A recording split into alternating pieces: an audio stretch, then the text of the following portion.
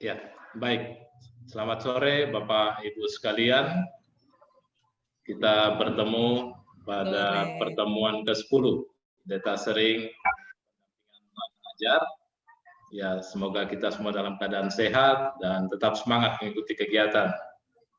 Baik, yang terhormat Bapak Data Share, Bapak Dadan Hermawan PhD, kami persilakan untuk dapat memulai. Ya, silakan Pak. Ya, terima kasih Pak Samuel.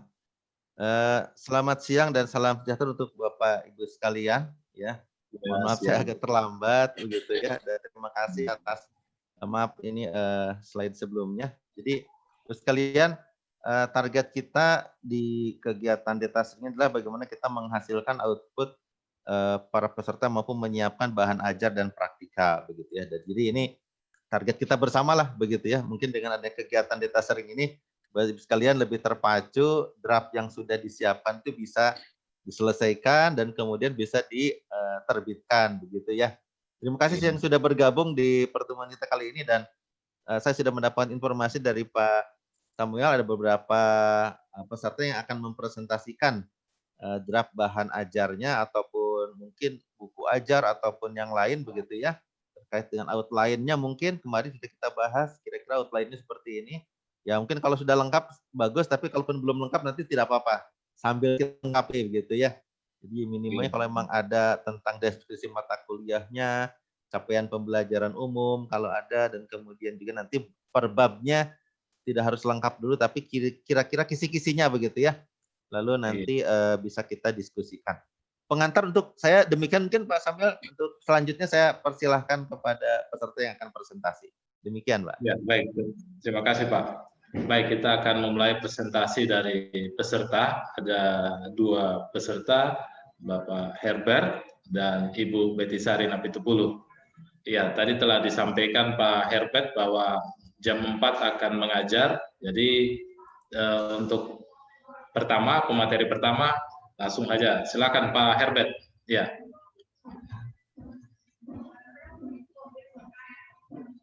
Ya, terima kasih Pak Samuel dan selamat siang Pak Dadan. Ya, selamat siang Pak Herbert. Masih siang di sini Pak. Di sini udah mulai sore nih. Iya betul. Silakan Pak Herbert. Ya, jadi ini saya sebenarnya tidak terlalu banyak persiapan saya di buku ajar ini. Ya. Tapi kalau dilihat covernya sudah Pak, isinya yang belum ini. Ya, yang penting covernya dulu ya Pak ya. Ya, padahal orang bilang don't judge the book by the cover. Gitu. Jadi, sebenarnya gini Pak, jadi saya hanya menampilkan ya apa yang sudah saya kerjakan dengan ya ini mungkin judulnya analisis sistem tenaga ya, betul ya Pak Herbert ya. Betul Pak. Ya silakan Pak di-share Pak ya.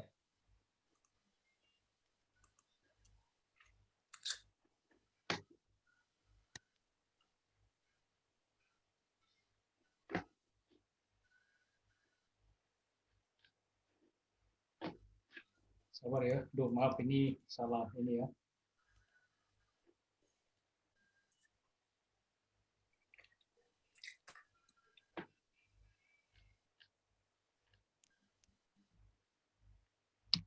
Jadi kuliah yang saya bawakan itu namanya kuliah analisis sistem tenaga. Nah, analisis sistem tenaga ini sebenarnya ada 2 Pak. Dibagi dalam 2 sub mata kuliah, yaitu analisis tenaga 1 dan analisis tenaga 2. Makanya ini sebenarnya SKS-nya besar, makanya bukunya ini saya buat sebelumnya ini hanya menyesuaikan yang analisis sistem tenaga 1. Jadi kalau boleh dilihat ini covernya memang sudah jadi Pak, sudah kata pengantarnya gitu. Iya, iya. Tapi jadi ini bahan ajar Pak, saya hanya buat. Nah baru sampai daftar isi. Yang kemarin didiskusikan saya bilang kemarin saya bab 4 saja dulu. Oh gitu, iya iya. 4 ini karena ini saya sesuaikan dengan analisis sistem tenaga 1. Biasanya kan karena kami kuliah itu ada AST 1, AST 2, saya sesuaikan dengan AST 1 dulu. Jadi baru sampai di bab 4. Jadi di situ sampai aliran beban, arus beban daya. Nah, ini bukunya. Jadi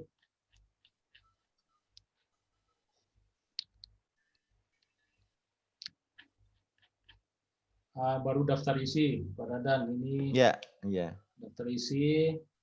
Kalau ini sebenarnya kan kuliahnya ini sebenarnya mata kuliah tingkat akhir. Jadi beberapa poin mata kuliah itu kembali digabung dalam mata kuliah ini. Jadi itu sudah satu sistem tenaga. Jadi memang agak banyak kuliahnya. Jadi misalnya ini bab 1 ini ada namanya transmisi. Itu sebenarnya ada kuliah transmisi sendiri, transformator ada kuliah transformator sendiri. Terus beban ada tersendiri, pembangkit sendiri. Nah, di analisis ini harus digabung, makanya banyak. Jadi baru bab 1, Pak, yang saya kerjakan. Ya. Ini bab 1. Sebenarnya sudah bab 2, tapi belum saya rangkum, Pak. Ini gambarnya memang ada beberapa yang belum, tapi ada yang saya baru sketch saja, Pak. Belum fix dia punya apa, belum digambar di AutoCAD atau Visio gitu. Nah, ini ada masalah sebenarnya Pak dalam kuliah ini. Ini kan dalam bahan ajar, kan bahan ajar idealnya ya kita ikuti sesuai dengan standar buku-buku yang ada, kurikulum satuan pembelajaran. Cuma juga dilihat dari ini Pak Dadan, kemampuan mahasiswa gitu. Ini yang saya mengajar selama beberapa tahun ini. Di kuliah ini memang ada tingkat kerumitannya yang menurut saya itu sekian tahun ini saya mengajar belum ngerti-ngerti, karena di situ ada poin yang namanya aliran daya. Itu harus menggunakan deret Taylor, lalu ada persamaan Gauss-Seidel dengan Newton-Raphson, Gauss-Seidel, yang sebenarnya hanya sedikit digunakan tetapi berdampak banyak gitu. Itu agak sulit saya jelaskan. Secara matematis bisa saya sampaikan, tetapi untuk pemahaman mereka itu agak sulit. Tapi saya usahakan kombinasikan dengan sebenarnya fenomena apa yang ingin mereka pelajari gitu. Jadi yang membantu sebenarnya itu software, Pak. Simulasi. Nah, ini yang saya mau tanyakan. Kemarin juga sudah disinggung beberapa dosen gitu. Misalnya dalam buku ajar ini apa bisa saya menampilkan yang kemarin kalau nggak salah Bu Ida atau Bu siapa atau Bu Betty ya, yang masalah software gitu. Pak. Bu Betty ya kalau nggak salah. Ya. Nah, software itu ada simulasi. Simulasi itu kan cukup membantu untuk mereka memahami sebenarnya, meskipun dia tidak usah mendalami tentang persamaan Taylor yang itu sampai rumit-rumitnya, tapi dia hanya tahu isinya itu hanya black box saja gitu. Dia tahu ini input output. Itu gimana Pak? Misalnya kalau saya tampilkan di simulasinya di situ, ya saya nggak tahu, yang kemarin saya kurang ikuti yang pertanyaan Bu Betty, cuman yang saya mau sampaikan, software ini sebenarnya berbayar untuk yang kalau dia simulasinya itu sudah sampai sekian mode, jadi kita bisa mendownload versi free-nya. Versi free-nya itu sudah bisa dipakai untuk pembelajaran. Nah, itu gimana kalau misalnya saya tampilkan simulasinya, penjelasan dari hasil simulasi itu di buku ajar gitu. Apakah hanya menampilkan bahwa ini mengambil dari software ini atau bagaimana, Mas? Membuat meminta izin dan segala macam gitu. Mungkin sementara itu Pak yang bisa saya sampaikan. Baik. Terima kasih ya Pak Herbert ini sudah sharing dengan kita terkait dengan draft ya Pak ya, mungkin bahan ajar tadi. Betul, kalau memang nanti ingin lebih lengkapnya untuk buku ajar, memang tadi poin-poin terkait dengan RPS dan sebagainya, capaian pembelajarannya memang harus ditampilkan juga nanti ya Pak ya. Saya ingin langsung ke tadi yang tingkat kerumitan pertama ya. Jadi betul, memang mungkin beberapa mata kuliah, saya pun mungkin mengalami seperti itu ya. Jadi kalau kita sampaikan terlalu tinggi misalnya Pak ya, ada beberapa mahasiswa yang tidak bisa mengikuti ya. Contohnya saya dulu mengajar di Fakultas Teknik Pak, saya mengajar juga dulu kimia dasar. Kalau saya kasih soal terlalu tinggi, itu kan mereka juga bukan orang kimia sebetulnya begitu ya. Kelihatan Pak, memang, tapi anehnya tuh ada juga mahasiswa yang bisa menjawab betul gitu Pak. Jadi mahasiswa teknik, tapi ya, kimianya bagus gitu. Mungkin dulu dia belajar kimia waktu SMA senang gitu ya. Saya kasih soal yang agak tingkat kerumitannya tinggi, dia bisa. Artinya dia dapat poin di atas 80 lah. tapi kok mayoritas memang di bawah itu gitu ya. Nah, ini kan saya tahu ternyata memang minat belajar mahasiswa agak berbeda untuk bidang teknik, untuk belajar kimia lah Pak ya begitu ya. Mungkin memang kecuali untuk teknik kimia boleh jadi mungkin mereka berbeda ya. Nah, barangkali memang solusinya ini teman-teman nanti perlu merumuskan kembali Pak terkait dengan target akhir kompetensi mahasiswa yang ingin dicapai Pak dari mata kuliah ini apa begitu ya. Nah, barangkali itu mungkin solusinya Pak. Jadi boleh jadi kita bukan masalah tingkat kerumitan atau apa, tapi memang kira-kira memang mahasiswa itu perlu sampai paham semua teori yang disampaikan Pak Herbert tadi atau tidak Pak gitu. Saya pun juga belum tentu paham Pak sekali mendengar tadi ya. Jadi mungkin kalau kita batasi betul Pak, kita batasi nanti kira-kira itu mungkin memang harus diformulasikan di RPS ya, begitu ya. Jadi memang pokok bahasannya apa saja, kemudian juga apa saja sih ya kompetensi yang ingin dicapai oleh mata kuliah ini. Kalau saya tadi ingin share itu misalnya terkait dengan CPL-nya Pak ya, misalnya memang ini perlu disampaikan di prakata Pak. Jadi bahan ajar ini misalnya untuk tadi semester akhir ya Pak ya, 6 apa 7 mungkin gitu Pak Herbert ya? Sudah tingkat-tingkat akhir Pak. Ah, gitu ya. Membantu dalam hal apa dan juga mungkin kompetensinya nanti apa begitu sehingga kita merancang perkuliahan kita dengan tadi aja memang terkait dengan kompetensi itu ya. Jadi bagus Pak, Bapak sudah memahami bahwa ini tingkat kesulitannya tinggi sehingga kita bisa meramu agar mata kuliah ini mungkin nanti ya ada deskripsi singkatnya gitu Pak ya. Lalu misalnya jadi sasaran nanti pembelajarannya seperti apa sehingga mahasiswa nanti tidak terlalu terbebani lah apa namanya ya, termasuk kita sendiri ya Pak ya. Mudah-mudahan memang deskripsi mata kuliahnya atau kegunaan dan sebagainya itu perlu dijelaskan juga di pengantar ya Pak ya. Sasaran pembelajaran yang dicapai, nah itu tadi. Jadi di pendahuluan memang perlu disampaikan dulu sasaran pembelajarannya apa. Mungkin perbanyak latihan soal Pak. Memang ini kalau rahasia di buku ajar yang membedakan dengan buku-buku lain atau buku teks ya Pak ya, atau buku monogram adalah ada yang latihan soal. Nah mungkin mahasiswa dengan seringnya latihan soal, barangkali yang tadi mungkin ya tingkat kerumitannya itu tinggi, mungkin mahasiswa bisa belajar 2 kali 3 kali sehingga mereka lebih memahami materi kita begitu ya. Paling-paling gitu ya Pak ya yang bisa saya sarankan terkait dengan masalah tingkat kerumitan. Jadi tidak harus memang semua itu misalnya ya mahasiswa harus menguasai semua. Tadi saya contohkan bidang saya mengajar di teknik geologi sama teknik sipil saya waktu itu. Jadi tidak semua saya keluarkan materi itu, mungkin sampai ke teori-teori atom misalnya yang terlalu detail itu saya perkenalkan saja tapi tidak terlalu mendalam. Yang penting mereka tahu gitu rumus kimia dari ini apa misalnya gitu ya. Bagaimana nanti reaksi kimia itu saja paling yang penting. Kalau sampai ke order reaksinya misalkan itu bukan kewajiban mereka untuk tahu tentang itu. Itu ya contoh Pak ya. Jadi boleh jadi memang kita perlu membatasi mungkin sampai mana gitu ya. Lalu terkait dengan software tadi ya, memang Pak saya kemarin saya cerita pengalaman saya pribadi terkait saya pernah menggunakan software untuk, nanti saya lupa lah nama istilah softwarenya itu, tapi software itu digunakan untuk membuat ini Pak, simulasi dalam bidang kimia komputasi gitu ya. Nah sebetulnya waktu itu saya memang bukan untuk buku Pak ya, tapi saya masukkan di tesis juga, di disertasi dan juga saya publikasikan. Saya publikasikan di Springer waktu itu, di jurnal kromatografi ya seingat saya. Nah, saya hanya menampilkan saja dalam metodologi itu saya menggunakan software ini. Saya udah lama saya tidak menggunakan software itu ya. Tapi ini saya sekarang dengan teman juga lagi membuat proposal untuk penelitian bidang komputasi.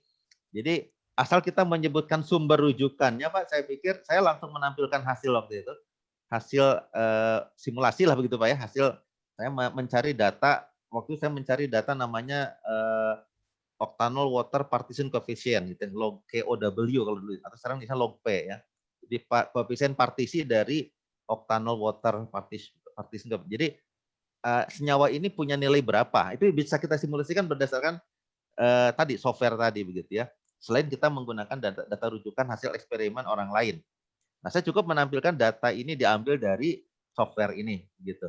Saya pikir mungkin untuk buku juga boleh-boleh saja Pak, saya pikir begitu Bapak menampilkan hasil simulasi data gitu ya, bahwa data ini diolah menggunakan software ini gitu.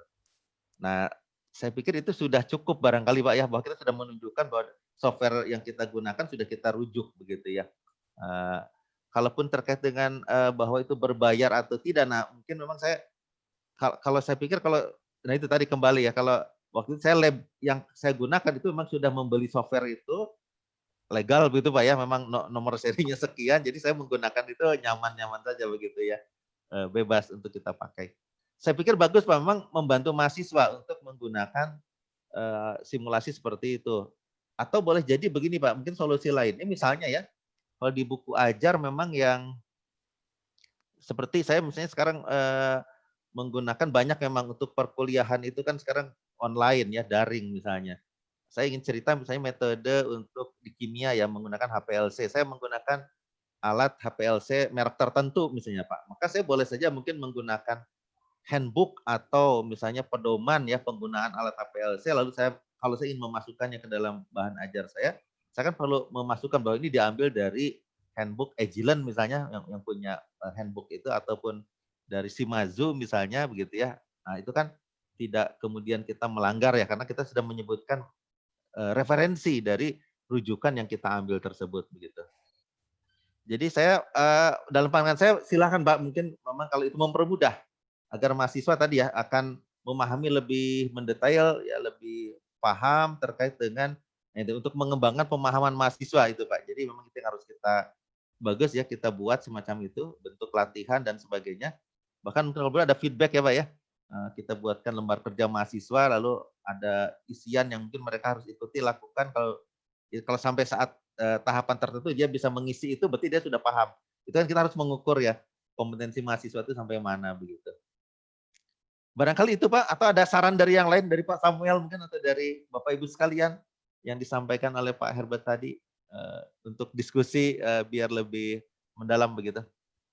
Ya. Ya baik Pak. Dari Bapak Ibu sekalian, mungkin ada yang mau bertanya tentang presentasi Pak Herbert. Ya. Kalau saya gini Pak Dadan, yang kemarin saya ikuti, jadi yang saya tangkap buku ajar ini kan skopnya itu lebih mengerucut ke kuliah kita saja kan Pak ya? Betul Pak. Jadi betul. itu istilahnya lebih ke internal kita saja dengan mahasiswa. Internal kita betul Pak. Iya ya. Iya betul. Kalau buku teks itu kan dipakai oleh beberapa mata kuliah, betul. Ya. Bahkan bisa berarti orang luar bisa merujuk ke situ kan Pak ya? Betul Pak. Jadi artinya sisi dicek dari luar atau sisi apa plagiasinya itu lebih longgar atau gimana itu Pak kalau saya terjemahkan gini. Ya.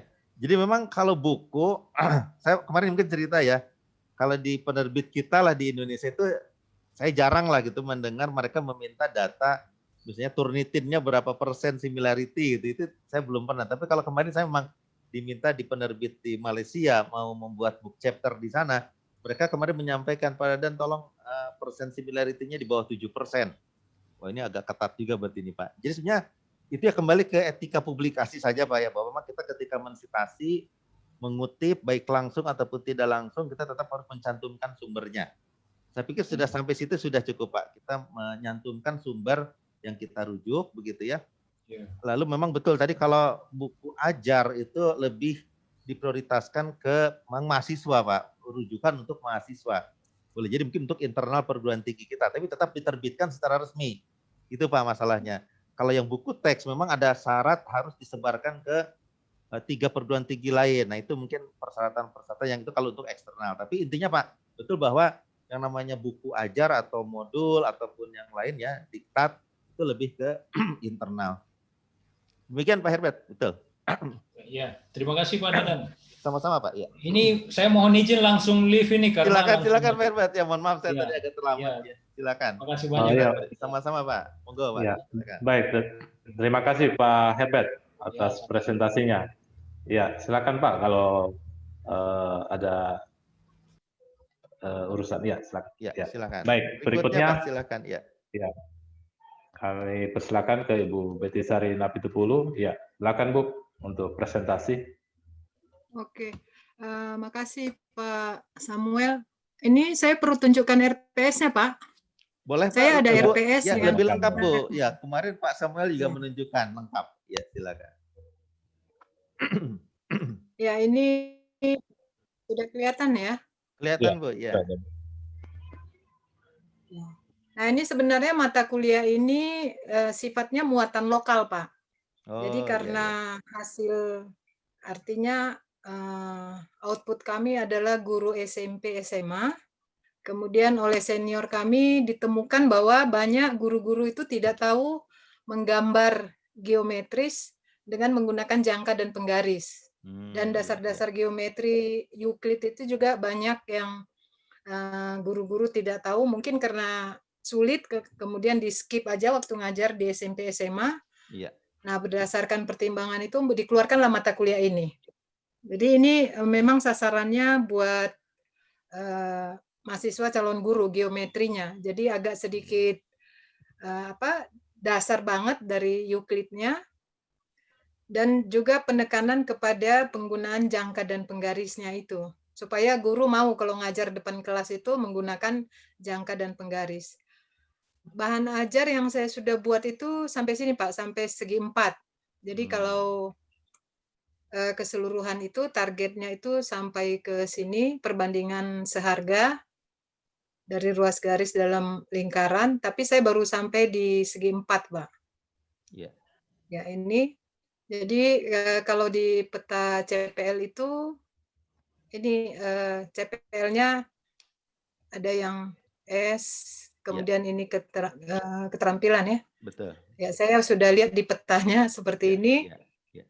Nah, kemudian ini rincian per pertemuan ya, Bu ya. Ya, tapi ada yang saya bagi berdasarkan pokok materinya, Pak. Pokok bahasan. Jadi ini, ya pokok bahasan. Jadi untuk segitiga dan kekongruenan. Jadi ini lebih kepada hitungannya sedikit, tapi lebih kepada pembuktian banyak di sini, Pak. Supaya para calon guru itu tahu membuktikan dalil-dalil yang ada di materi-materi ini. Nah, itu sampai nanti ke-14. Nanti 15 itu review, 16. Kemudian ini kriteria penilaian. Itu terkait dengan RPS. Kalau kontraknya, Pak? Boleh, kontraknya silakan. perlu. Kontraknya Boleh, saya kira silakan. hampir sama dengan RPS. Iya.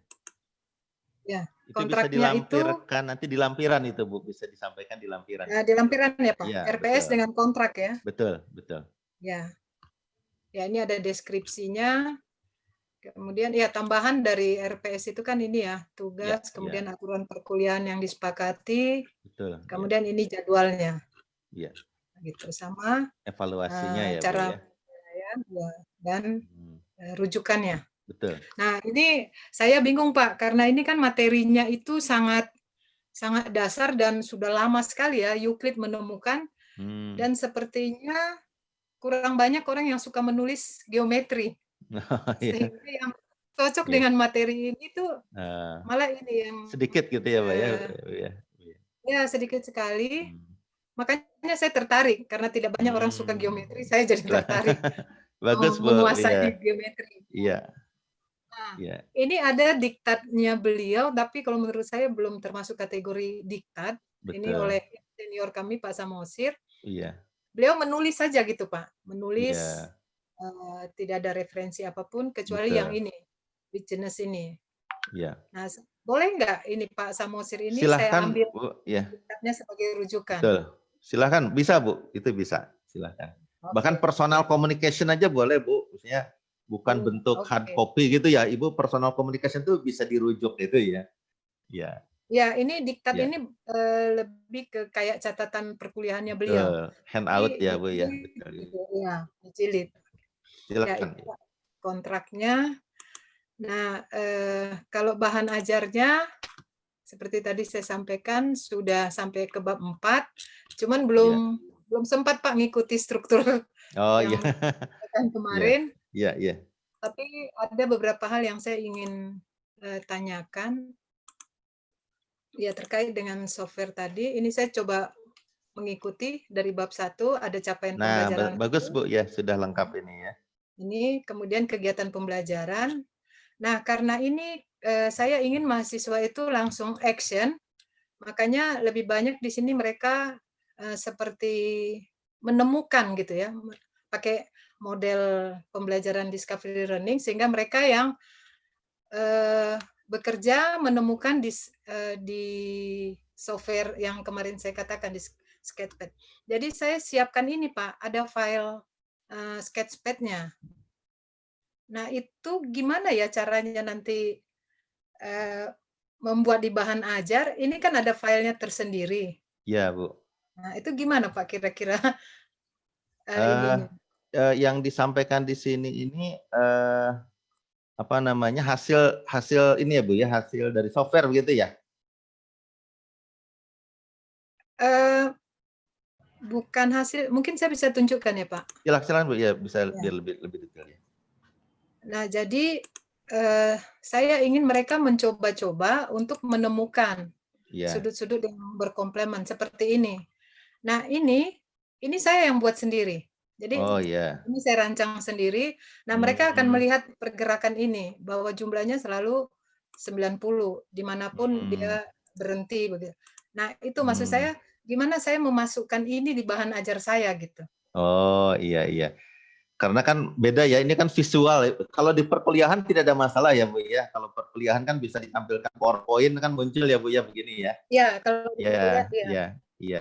Iya. Kalau buku memang itu keterbatasannya Bu ya, saya pikir ya. Mungkin kalau misalnya kalau begini, kalau kemarin saya membuka satu dokumen ya dari contoh untuk manajemen kepustakaan dari EndNote tuh, mereka mengeluarkan Bu dokumen sampai 505 halaman terkait dengan kalau isinya kalau di alat itu seperti panduan ya Bu ya, mungkin modul ya.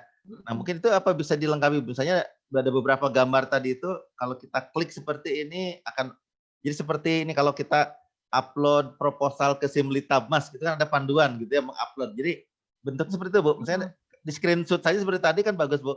Ibu klik ini akan muncul seperti ini. Jadi mahasiswa kan bisa mengikuti ya Bu ya. Ibu klik titik yang ini akan muncul. Ya, itu seperti itu Bu ya. Sambungannya itu ini Pak, yang saya minta konfirmasi. Saya kan siapkan ini Pak, lembar kerja. Betul. Jadi ada lembar kerja mahasiswa. Betul, itu pelatihan ini betul Bu. Ya. Nah di sini pas mereka mau kerja itu yang ada sisipan file tadi. Iya. Nah ini mahasiswa apa bisa misalnya kalau mereka menggunakan sendiri di komputernya, tapi belum ada softwarenya kan tidak bisa ya Bu ya? Tidak bisa Pak, harus ada. Iya. Betul. Berarti memang mereka bisa kita minta mahasiswa saya tadi. Ya. Saya iseng-iseng tadi lihat di internet ada yang free. Free trial. Betul. Nah, berarti Ibu nanti harus menyampaikan ke mahasiswa di forum kuliah Bu bahwa untuk belajar ini harus menginstall software ini, misalnya Bu ya. Nah, Ibu sampaikan saja ini sebenarnya berbayar tapi ada yang trialnya. Nah, itu bisa Bu. Jadi memang mix lah ya. Kita menampilkan di buku ya apa adanya yang sesuai hasil kita tadi. Ibu sudah bagus tadi melengkapinya di lembar kerja. Tapi mahasiswa kan perlu latihan. Nah, berarti Ibu menunjukkan silahkan link mungkin yang kapan ya saya pernah share tentang manajemen kepustakaan misalnya. Jadi kalau misalnya cari di Google ya Bu ya, link untuk software ini yang free tadi Bu.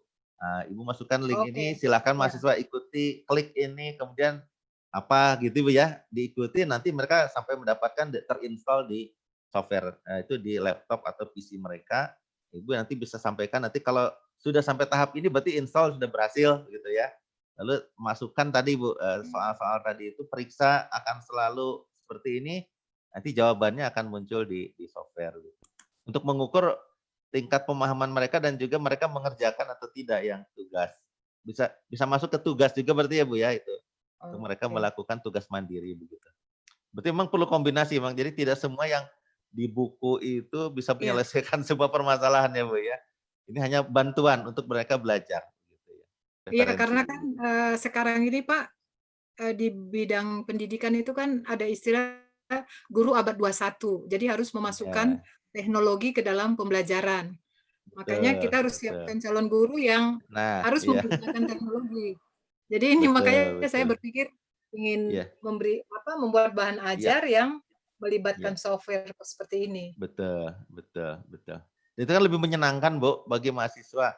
Mungkin sekarang kita belajar kalau pakai apa istilahnya Bu yang ya kemarin saya dapat inilah pendidikan edukator 4.0 gitu Bu. Itu juga udah banyak itu menggunakan. Jadi edukator 4.0, jadi belajar itu kan di kelas boleh bawa handphone malah ya Bu ya, untuk menjawab soal, ikuti soalnya, dia dijawab. Nah, memang memadukan itu mungkin perlu Bu, untuk Ibu tepat sekali di bidang pendidikan ya, terutama bidang matematika ini, biar matematika ini menyenangkan gitu ya Bu ya, tidak menjadi apa ya istilahnya bagi-bagi peserta. Tidak ditakuti. Nah, apa ya, hantu apa istilahnya Pak?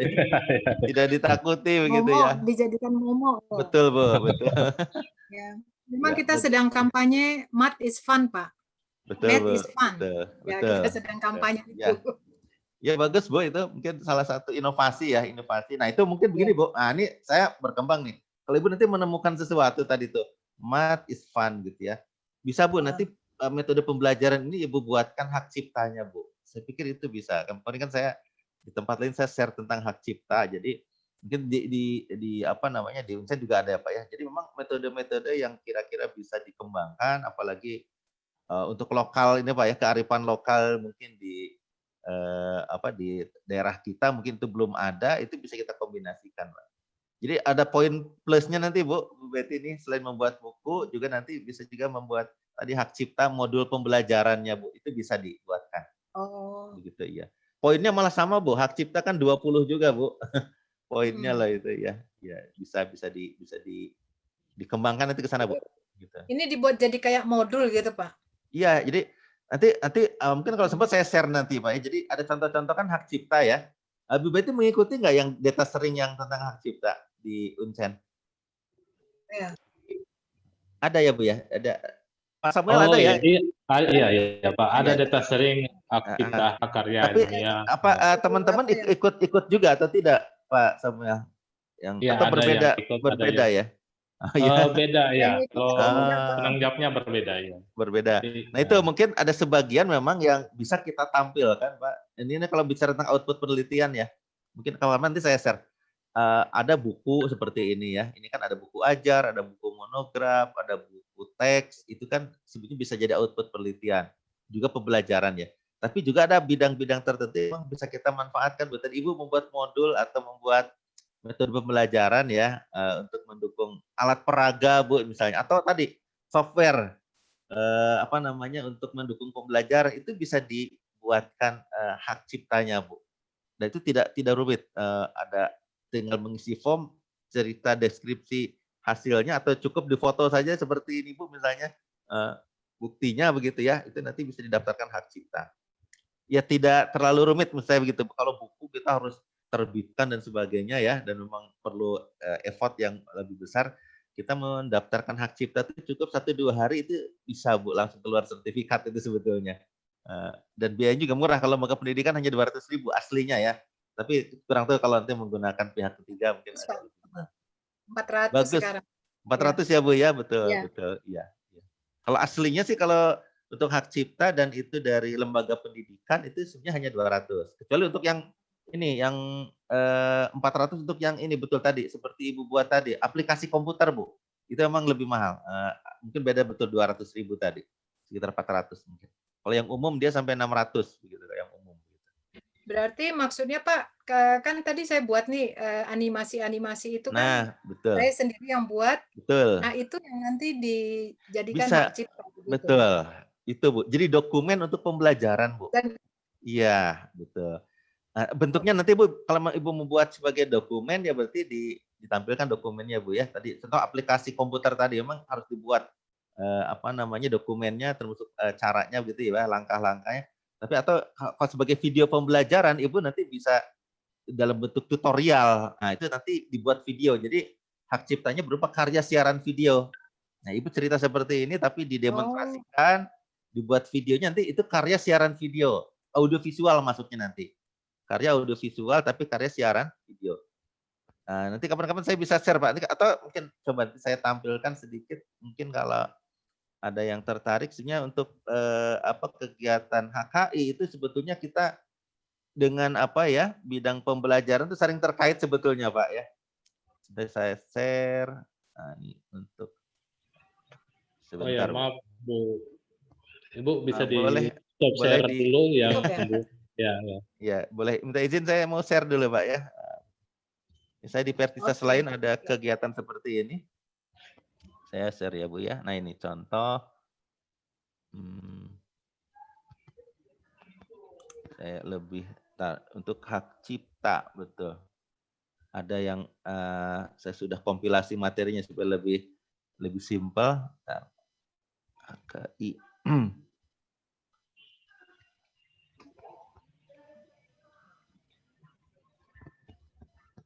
Nah ini saya izin share Pak ya. Ya, silakan Pak. Nah ini Bu. Ini contoh, ini kompilasi Bu terkait dengan jenis ciptaan ya yang bisa didaftarkan untuk nanti kita mendapatkan, nanti saya contohkan ada formnya. Ini Bu ya, nih ada beberapa jenis ciptaan yang bisa diajukan ke DJKI, Direktorat Jenderal Kekayaan Intelektual. Nah kalau buku itu ya ada cover, daftar isi dan sebagainya. Nah kalau program komputer itu seperti ini, ada covernya, ada programnya dan manual booknya bentuk PDF. Tapi kalau Ibu tadi menyampaikan dalam bentuk kuliah ya Bu ya, nanti cukup sebagai video. Ya. Nah, video. Kalau alat peraga nanti ada foto dan buku panduan alat peraga. Nah, ini bisa memperkaya kita, Bu. Jadi luaran-luaran penelitian ataupun luaran-luaran inilah hasil pembelajaran kita bisa diajukan hak ciptanya begitu.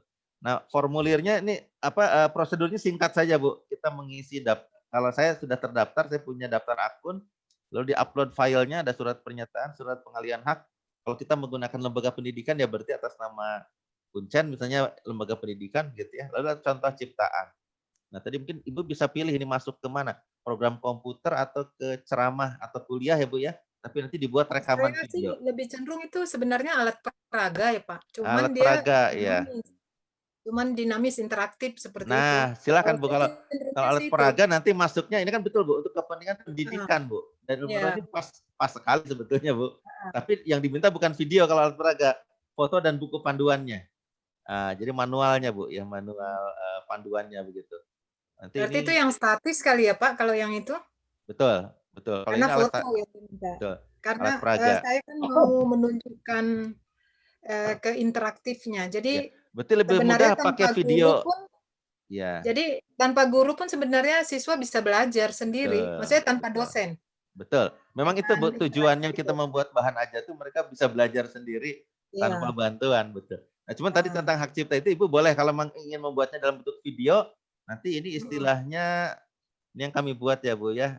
Nah nih, karya siaran video nanti Ibu membuatnya. Bisa dengan teman-teman. Ini kuliah mata kuliah kimia sebenarnya Bu. Kita ada aplikasi hasil penelitian ya, pengawet pada tahu contoh. Nanti Ibu membuat video kira-kira durasi 15-20 menit menerangkan apa ya isi materi Ibu ya. Nah, itu bisa dimasukkan karya siaran video. Nah, ini tadi yang Ibu sampaikan 200 sampai 400 ribu saja ini biayanya. Tapi nilai angka kreditnya ini 20 Bu. Jadi itu videonya linknya kita kasih atau linknya ya Pak ya? Bu buat dulu. Nanti kalau yang diupload ke sini diupload saja. Nanti kan ini diminta diupload Bu. Ada soft copy-nya diupload ke sini nih.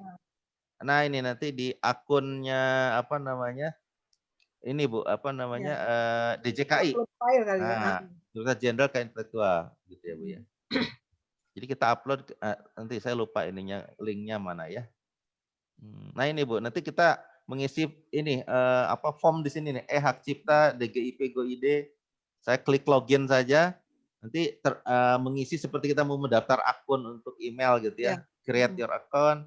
Nanti saya dapat balasan seperti ini dari Kementerian Hukum.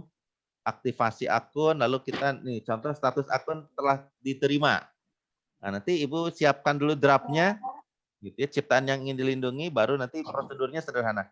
Daftar akun, upload file. Nah, ini yang disiapkan Bu ya. Ini bisa dibuka di websitenya DJKI ya Bu. dgip.go.id. dgip.go.id. Berarti satu mata kuliah bisa banyak dong Pak hak ciptanya ya. Makanya Bu, itu makanya saya sekarang lagi saya sharing. Teman-teman jangan terlalu fokus ke satu ini Bu, satu output ya. Buku senangnya memang, tapi coba divariasikan, diversifikasi istilah saya Bu, diversifikasi output dari pembelajaran atau hasil penelitian kita Bu. Betul Bu, teman saya bisa setahun bisa bikin 3 Bu hak cipta. Kalau paten memang agak lama ya, paten atau paten sederhana memang agak lain, itu perlu waktu lama. Saya sedang buat Bu, tahun ini saya sudah daftar paten 1, paten terdaftar, satu lagi paten sederhana begitu ya. Memang prosesnya menunggunya agak lama, Bang. Ini hak cipta cepat gitu ya. Ini yang dari teman. Nah, ini yang sedang kami buat. Nah, ini kami baru ini Bu, formulir maaf saya jadi share ini Pak Samuel ya. Ini sharing saja Pak Samuel. Ya. Ini saya dengan teman-teman baru ini Bu membuat paten sederhana kalau ini. Ini diajukan oleh LPPM, ini saya dengan teman-teman gitu ya. Ini yang untuk paten sederhana. Nah, tapi kalau untuk yang paten kami sudah terdaftar. Nah ini sudah terdaftar. Paten terdaftar Juli 2020. Sebenarnya mengisinya lebih kurang ya kalau hak cipta memang lebih simpel. Tapi kalau paten memang kita harus menyiapkan klaimnya, Bu. Jadi apa klaimnya begitu ya. Nanti ya kalau perlu kita buatkan ini sesi khusus. Ini abstraknya dibuatkan seperti ini, Bu. Daftar klaim nanti dibuatnya seperti ini. Judul, bidang teknik invensi dan seterusnya lah ya. Intinya nih perlu ya ada 7 atau 10 halaman lah lebih kurang kita buat seperti ini. Demikian mungkin sharing saya Pak Samuel, Bu Betty ini. Makasih Pak. Ya, dari diskusi ini malah muncul ide lain Bu Betty ya, bisa membuat produk lain. Iya. Iya. Sebenarnya sudah kepikiran Pak mau mempatenkan itu karena menggantikan jangka dari situ kan sangat membantu guru ya. Daripada dia ngajar hanya bawa alat itu, lebih bagus dia bawa komputer dengan software itu gitu. Betul Bu, iya. Bagus Bu, bisa bermanfaat untuk ini para calon guru nanti ya Bu ya. Iya. Iya betul. Oh ya Pak. Terima kasih Bu. Iya silakan Pak Samuel. Ya, seperti tadi yang Ibu Betty Sari sampaikan bahwa itu kalau di bahan ajar untuk menampilkan videonya atau menampilkan softwarenya itu harus dicantumkan jelas ya. Ini artinya kan nanti menggunakan software Pak. Jadi dicantumkan di bahan ajarnya itu Pak ya. Iya Pak, rujuk. Jadi gini, saya kemarin kan membuat ini Pak. Kalau saya buku monograf kemarin kebetulan yang saya share dengan Pak. Itu memang diminta Pak dari pihak reviewer lah. Termasuk gambar. Ini rujukannya dari mana begitu. Gambar ini dihasilkan kalau penelitian saya sebenarnya kan saya penelitian ya Pak ya dari ya saya mendapatkan dari dokumen pribadi boleh menyebutkan begitu Pak. Kalau itu dokumen pribadi ya, alat. Saya menghasilkan dari alat HPLC misalnya ini dokumen pribadi. Tapi kalau itu memang dari hasil software, maka ya kita sebutkan saja menggunakan software ini begitu Pak ya, dalam di bawah gambarnya itu mungkin. Iya Pak. Seperti maaf. Bagaimana? Seperti saya silakan. Iya, maaf Pak. Seperti saya juga yang untuk panduan praktikum menggunakan untuk pengujian motor bakat menggunakan software VEDAS Development itu kan tidak dipublish tapi karena satu paket dengan peralatan. Jadi hanya bisa diakses kalau ada softwarenya ya tidak bisa diakses di internet lah ya. Betul. Berarti ini tertentu saja ya. Jadi kalau yang tertentu cantumkan untuk kalangan tertentu gitu Pak ya. Betul. Iya. Bagaimana Bu Betty? Saya malah ada pikiran muncul di pikiran saya kalau misalnya kita membuat link video dari tadi itu dari cara bagaimana menjelaskan tentang misalnya hubungan sudut-sudut komplement itu waktu kita menjelaskan kita videokan baru kita buat linknya. Link itu yang dicantumkan di bahan ajarnya. Betul Bu, makanya tadi gitu ya, Bu? Lebih tepat begitu mungkin Bu. Jadi bagaimana membantu mahasiswa supaya melihat cara pembelajarannya. Kalau di buku kan terbatas. Tadi saya menceritakan masuk ke login atau ke URL ini kan mungkin singkat ya Bu ya. Masuk ke URL ini klik saja nanti akan muncul pembelajaran yang sudah Ibu upload. Video saya mengajarkan tentang bagaimana misalnya tentang materi itu. Boleh. Tapi boleh. Sebagai latihan kita suruh dia harus mendownload softwarenya. Nah, betul. Baru dia coba, begitu ya. Ada di latihan ya Bu ya tadi untuk latihan mereka panduan di lembar kerja Bu, betul. Betul Bu, betul. Kalau untuk memudahkan seperti itu ya. Lihat video tentang pembelajaran materi ini di link ini. Nah, itu bagus Bu. Betul. Baik Bu, idenya sangat baik Bu ya. Terima kasih Bu ya. Ya, baik dari Bapak Ibu sekalian yang ingin bertanya silakan. Ya ini informasi peserta 7 orang aja ini ya. Ya, alhamdulillah Pak. Ya. Baik, bila tidak ada lagi, ya Pak, masih ada yang mau disampaikan Pak? Baik Pak, mungkin untuk pertemuan berikutnya silakan kalau masih ada yang ingin apa Pak presentasi baik buku ajar ataupun bahan ajar ataupun modul praktik ya Pak, ataupun juga tadi sharing dengan Bu Betty saya terkait dengan apa namanya HKI Pak ya. Nanti kalau memang sudah ada di taser lain tapi saya tadi mungkin tertarik dengan ini bisa masuk juga bukan sekedar buku ajar tapi juga bisa diajukan untuk hak cipta. Jadi kalau nanti diskusi-diskusi ke depan silakan Pak kalau mau ada diskusi seperti ini untuk hal lain tidak terkait buku misalnya saya nanti kalau saya bisa saya sharing juga begitu. Terima kasih Pak Samuel. Iya, baik. Untuk berikutnya belum ada ini yang saya dapat materinya ini. Iya, iya. Berarti besok belum ada jadwal Pak ya? Untuk besok belum ada jadwal berarti Pak? Iya. Ibu Anastasia, lepas lagi nih. Atau yang ada saat ini Pak Yohanes, Pak Paulus, Pak Asrun. Ibu Bernada. Ya, Ibu Bernada.